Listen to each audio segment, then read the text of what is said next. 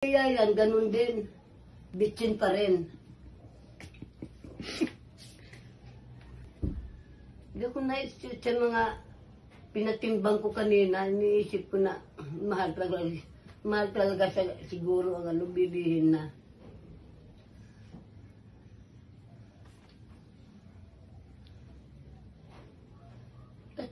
Tatlong item binayaran ko 45 lahat.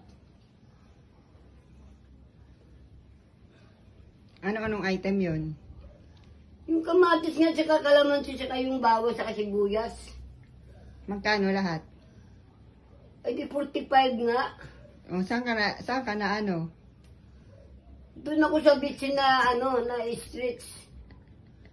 Ba't na Sa bilihin ng mga ganyan-ganyan, daw tataka kasi mahal talaga ngayon. Bakit sa Betchin? Aywan ko. Kailan pa ba ni Iris yung isang araw pa, hanggang ngayon iniisip ko sa pagtulog ko, iniisip ko. Anong iniisip mo? Yung bitchin nga. Bakit? Ano kayang pinagkaiba? Bitchin ng abroad galing saka dito. Tapos? Parin naman bitchin yan. Ano bang sabi niya? Hindi yan hindi yan pwede sa alahas. Galing yan doon. Padala ni mama yan.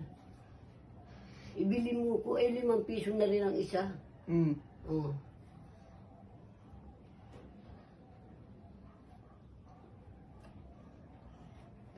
Dating 2, dating 250, naging 3, naging 4. Oh.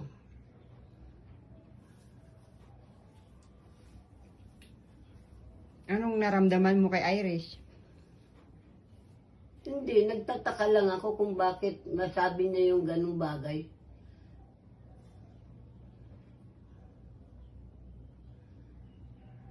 Ano ba sinabi niya? Yun nga, Kuya Erning, ano pa siya, pasigaw pa eh. Kaya lalo akong na-stretch eh. Yung padala ni mama, iba yan. Kaysa bitchin dito. Kaya ibili mo na, ubilisan mo na.